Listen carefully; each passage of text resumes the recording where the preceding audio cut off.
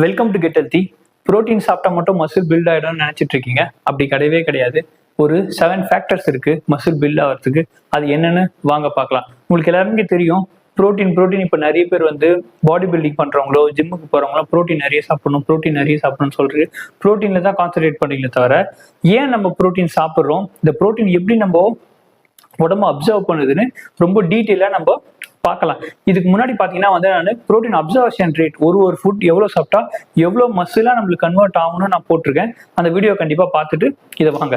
இப்போ நம்ம ப்ரோட்டீன் நம்ம சாப்பிட்றோம், அது எப்படி நம்ம மசிலா கன்வெர்ட் ஆகுதுன்ற மசில் ஃபேக்டர்ஸை என்னன்னு பார்க்கலாம். ஃபர்ஸ்ட் பார்த்தீங்கன்னா வந்து உங்களுக்கு கண்டிப்பாக உங்க இன்சுலின் ரெசிஸ்டன்ஸ் இருக்கணும். இன்சுலின் ரெசிஸ்டன்ஸ்னா இப்போ நம்ம ஒரு இன்சுலின் ரெசிஸ்டன்ஸ்னா என்னன்னு பார்க்கணும். இன்சுலின் பற்றி நான் நிறைய வீடியோ போட்டிருக்கேன். உங்களுக்கு தெரியலனா ஃபர்ஸ்ட் அதை பாருங்க. ஷார்ட்டா நம்மளுக்கு இன்சுலின் பார்த்தீங்கன்னா, இப்போ நம்ம எந்த ஃபுட் சாப்பிட்டாலுமே, இப்போ ரிஃபைன்ட் சுகர் சாப்பிடும்போது நம்ம பிளட் ஸ்பைக் ஆகும். ஓகேங்களா? இந்த ஸ்பைக் ஆகாம தான் நம்ம சாப்பிடணும் எப்பவுமே. ஐ மீன் வந்து ஒரு காம்பினேஷன் ஆஃப் ஃபுட் சாப்பிடும்போது கண்டிப்பா வந்து நம்மளுக்கு இன்சுலின் ஸ்பைக் ஆகாது. இப்போ இதை எப்படி நம்ம இன்சுலினை ஒரு கட்டுப்படுத்த முடியும்? How do we control this insulin resistance எப்படி பண்ண முடியும்னா, ஃபர்ஸ்ட் நம்ம லோ கார்ப் டயட்ல இருக்கணும். நம்ம கார்ப்ஸ் நிறைய சாப்பிடக்கூடாது.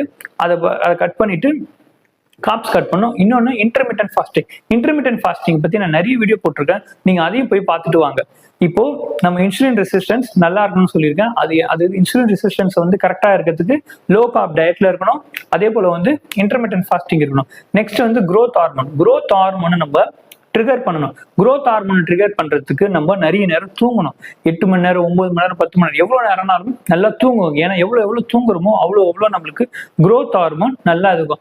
அதே போல நம்ம மசில் எக்ஸசைஸ் ஜிம்முக்கு போயிட்டு நம்ம ரெக்கவரி பார்த்தீங்கன்னா வந்து தூக்கத்துல தான் இருக்கு. ஸோ நம்ம growth ஹார்மோனை ஃபிக்ஸ் பண்றதுக்கு plenty ஆஃப் ஸ்லீப் வேணும். அதே போல இன்டர்மிட்டன்ட் ஃபாஸ்டிங்கும் நம்ம பண்ணணும். இன்டர்மிட்டன்ட் ஃபாஸ்டிங் growth ஹார்மோனையும் ட்ரிகர் பண்ணணும். அதே போல வந்து நம்மள இன்சுலினும் வந்து கரெக்டா வச்சிருக்கோம். இப்போ growth ஹார்மோனுக்கு இன்னொரு கீ பார்த்தீங்கன்னா வந்து இன்டென்ஸ் எக்ஸசைஸ்னா, ஜிம்ல போயிட்டு இன்டென்ஸா எக்ஸசைஸ் பண்ணும். இப்போ ஒரு ஸ்பிரிண்டிங் எப்படி ஒரு இன்டென்ஸா பண்ணுவோம், அது போல இன்டென்ஸா பண்ணும். அதுக்காக வந்து ஃபாஸ்டா பண்ணணுமானா அப்படி பண்ணக்கூடாது. இப்போ நீங்க எப்ப ஜிம்முக்கு போனாலுமே ஒரு 40 மினிட்ஸ் அது மாதிரி வச்சுக்கோங்க. இப்போ ஒரு 3 வேரியேஷன் 4 வேரியேஷன் அது தவிர நிறைய போடாதீங்க. ஒரு மசிலை ட்ரெயின் பண்ணுங்க. இப்போ நான் லெக்ஸ்னா 3 மட்டும் யூஸ் பண்ணுங்க. ஒரு ஸ்குவாட், ஒரு லெக் பிரஸ், அப்புறம் வந்து லெக் எக்ஸ்டென்ஷன். இப்போ இதை எப்படி நம்ம இன்டென்ஸா பார்க்கலாம் பார்த்தீங்கன்னா, இப்போ போன உடனே ஒரே ஒரு செட் போடுங்க.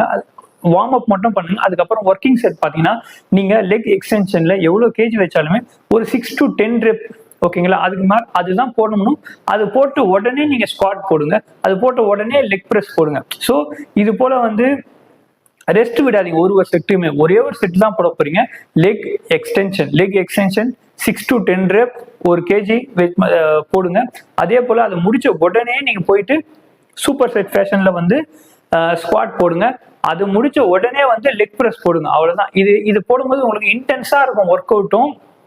உங்களுக்கு இது பார்த்தீங்கன்னா உங்களுக்கு growth ஹார்மோனை நல்லா ட்ரிகர் பண்ணும். ஆக்சுவலா இது ஃபாஸ்டா பண்ணக்கூடாது. நம்ம போயிட்டு பொறுமையா பண்ணணும். இப்போ நீங்க லெக் பிரஸ் பண்றீங்கன்னா புஷ் பண்ணிட்டு பொறுமையா பொறுமையா எடுத்துக்கணும். அதே போல வந்து லெக் எக்ஸ்டென்ஷன் பண்றீங்களா, லிஃப்ட் பண்றீங்களா, பொறுமையா இருக்கு. அந்த நெகட்டிவ் நல்லா கான்சென்ட்ரேட் பண்ணி பண்ணுங்க.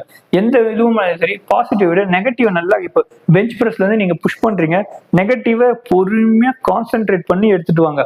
புஷ் பண்ணுங்க, பொறுமையா கான்சென்ட்ரேட் பண்ணி பண்ணுங்க. இது பண்ணும்போது அன்டில் ஃபெயில் பண்ணுங்க. கண்டிப்பா உங்களுக்கு growth ஹார்மோனுக்கு இன்டென்ஸ் எக்ஸசைஸ் ரொம்ப நல்லா இருக்கும். தேர்ட் கீ பார்த்தீங்கன்னா வந்து டெஸ்டோஸ்டெரான்ஸ் பூஸ்ட் பண்ணணும்னா கண்டிப்பா நீங்க ஜிங்க் சாப்பிட்டே ஆகணும். ஜிங்க் இல்லாம டெஸ்டோஸ்டெரான் பூஸ்டே ஆகாது. இப்போ இந்த பாடி பில்டிங் பண்ற நிறைய சப்ளிமெண்ட்ஸ் பார்த்தீங்கன்னா வந்து கிரியேட்டினாவும் வே ப்ரோட்டீன் தான் வந்து நிறைய பேர். ஆனா ஜிங்க் அஸ் அ சப்ளிமெண்டாவும் நீங்க எடுத்துக்கலாம். But always I prefer to take a healthy, நம்ம சாப்பிடல ஃபுட்ல ஜிங்க் இருக்கிற மாதிரி பார்க்கணும். ஜிங்க் எதுல இருக்குன்னா வந்து ரெட் மீட், அப்புறம் சீ ஃபுட்ஸ், அப்புறம் பார்த்தீங்கன்னா வந்து நிறைய சீ ஃபுட்ஸ்லாம் ஜிங்க் நிறையவே இருக்கு. ரெட் மீட்ல நிறைய ஜிங்க் இருக்கு. அப்புறம் செல்ஃபிஷ்ல வந்து நிறைய ஜிங்க் இருக்கு. இந்த அதெல்லாம் நீங்க எனக்கு தெரியல எங்க கிடைக்குமோன்னு தெரியல. நம்ம இருக்கிற இடத்துல செல்ஃபிஷ்லாம் போய் தேடுறது, எல்லாரும் செல்ஃபிஷா தான் இருக்கிறாங்க தவிர செல்ஃபிஷை சாப்பிட்றதுக்கு இதுவும் இல்லை. காமெடி. ஓகே. இப்போ அடுத்து பார்த்தீங்கன்னா வந்து டெஸ்டோஸ்டெரான் நீங்க பூஸ்ட் பண்ணணும்னா சோயாவை தொட்ட நீ கெட்ட. ஏன்னா சோயால உங்களுக்கே தெரியும் அது ஈஸ்ட்ரோஜனை ஹார்மோன்ஸை இன்க்ரீஸ் பண்ணும். இப்போ ஈஸ்ட்ரோஜன் டெஸ்டோஸ்டெரான் இது எல்லாமே வந்து பேலன்ஸ் ஆகும். இப்போ ஈஸ்ட்ரோஜன் இன்க்ரீஸ் ஆச்சுன்னா டெஸ்டோஸ்டெரான் கம்மி பண்ணும், டெஸ்டோஸ்டெரான் இன்க்ரீஸ் ஆச்சுன்னா ஈஸ்ட்ரோஜனை கம்மி பண்ணும். ஸோ எப்பவுமே வந்து சோயா புரோட்டீன், சோயா ஐசோலேட், சோயாவை தொடவே தொடாதீங்க. நீ சோயாவை தொட்ட நீ கெட்டன்ற மாதிரி தான். ஏன்னா வந்து டெஸ்டோஸ்டெரான்ஸ் அப்படியே பாதியா கம்மி பண்ணிடும். அதனால நம்மளுக்கு மசில் பில்ட் பண்ணவே முடியாது. அடுத்து வந்து 4th பாயிண்ட் வந்து ஸ்ட்ரெஸ். நம்ம ஸ்ட்ரெஸ்ஸா இருக்கக்கூடாது. நம்ம ஸ்ட்ரெஸ்ஸா இருந்தாவே டெஸ்டோஸ்டெரான் பூஸ்ட் ஆகாது, growth ஹார்மோனும் இனிஷியேட் ட்ரிகர் ஆகாது. ஸோ ஸ்ட்ரெஸ்ஸா இருக்கக்கூடாது, நல்லா ஜாலியா இருக்கும். என் வீடியோ நல்லா பாருங்க, ஜாலியா இருக்கும். என்ன நான் சொல்றேன்னு கேளுங்க, நல்லா ஜாலியா இருக்கும். ஆனா நம்மளுக்கே நிறைய ஸ்ட்ரெஸ் இருக்கு, ஓகேங்களா. அதுக்கப்புறம் பாத்தீங்கன்னா வந்து 5th பாயிண்ட் வந்து ஸ்டொமக் ஆசிட். இப்போ நம்ம சாப்பிட்ற ஃபுட் அந்த அமினோ ஆசிடா கன்வெர்ட் பண்றது பாத்தீங்கன்னா நம்மளுக்கு இந்த லோ ஸ்டொமக் ஆசிட் இருக்கும். இப்போ வயசு ஆக ஆக ஸ்டொமக் ஆசிட் வந்து கம்மி ஆகிட்டு போகும். அந்த லோ ஸ்டொமக் ஆசிட் இருந்தாலுமே வந்து மசில் டிஷ்யூவா கன்வெர்ட் ஆகுறது கொஞ்சம் டிலே ஆகும். இப்போ ஸ்டொமக் ஆசிட் நல்லா இருக்கணும்னா அதே போல ரெட் மீட்லயும் ஸ்டொமக் ஆசிட், ஐ மீன் ஹைட்ரோக்ளோரைட், பீட்டன் ஹைட்ரோக்ளோரைட் சொல்லுவாங்க. அது சப்ளிமெண்டா நிறைய பேர் எடுப்பாங்க, பட் ஐ டோன்ட் ரெக்கமெண்ட். நீங்க ஸ்பீனச், கீரை, அப்புறம் பீட்ரூட், அப்புறம் இதுலலாம் வந்து இந்த HCl ஹைட்ரோக்ளோரின் நிறைய இருக்கு. அதை சாப்பிடும்போது உங்களுக்கு ஹை ஸ்டொமக் ஆசிட் இருக்கும். அது இந்த அமினோ ஆசிட்டை பிரேக் டவுன் பண்றதுக்கு நல்லாவே யூஸ்ஃபுல்லா இருக்கும். அதுக்கு அடுத்து பாத்தீங்கன்னா லீன் புரோட்டீன் சாப்பிடவே கூடாது. எப்பவுமே ஃபேட்டியர் புரோட்டீன் தான் நம்ம சாப்பிடணும். ஏன்னா அது நல்லா அப்சர்வேஷன், அமினோ ஆசிட்ஸ் நிறைய இருக்கிற அப்சர்வேஷன் பண்ணோம். அதே போல வந்து நம்மளுக்கு அதுதான் உடம்புக்கு நல்லது. நம்ம லிவர் ஃபங்க்ஷனை நல்லா வச்சுக்கோம். ஸோ நான் எப்பவுமே நிறைய வீடியோல சொல்லியிருக்கேன், நீங்க ஃபேட்டியர் புரோட்டீனை சாப்பிடுங்க. ஃபேட்டியர் புரோட்டீன்னா ஹோல் கம்ப்ளீட் புரோட்டீன். இப்போ ஒரு முட்டை இருக்கா, மஞ்சக்கரு சேர்த்து சாப்பிடுங்க, மஞ்சளை ஒதுக்கி வைக்காதீங்க. 10 முட்டை இல்லை 20 முட்டை சாப்பிட்டாலுமே மஞ்சளோட சாப்பிடுங்க, தப்பே கிடையாது. ஏன்னா புரோட்டீன் அப்சர்வேஷன் ரேட்டும் அதிகமா இருக்கும். அதே போல பாத்தீங்கன்னா வந்து சிக்கன் சாப்பிட்டா கூட, சிக்கன்ல ஃபேட்டியர் புரோட்டீன் என்னன்னா அந்த தை, ட்ரம் ஸ்டிக் இதெல்லாம் தான் ஃபேட்டியர் புரோட்டீன். நீங்க ஆனா சிக்கன் பிரெஸ்ட்டை போய் சாப்பிடுறீங்க, பிரெஸ்ட் சாப்பிட்றத அவாய்ட் பண்ணுங்க. ஏன்னா அது ஒரு லீன் புரோட்டீன். அது உங்களுக்கு அந்த புரோட்டீன் போயிட்டு இந்த லிவர் அதை அமினோ ஆசிடா கன்வெர்ட் பண்ணி ரொம்ப ரொம்ப கஷ்டப்படும். ஸோ இதை ப்ரோலாங்கா சாப்பிடும்போது உங்க லிவர் ஃபங்க்ஷன் கொஞ்சம் பாதிக்கப்படும் சொல்றாங்க. ஸோ அதனால கன்சிடர் பண்ணும்போது நீங்க ஒரு ஃபேட்டியர் புரோட்டீனா எடுத்துக்கோங்க. ஃபேட்டியர் புரோட்டீன் சிக்கன் தான் சாப்பிடணும்னா ஆப்வியஸ்லி வந்து தை, அதுவும் வந்து தோலை உரிக்காதீங்க.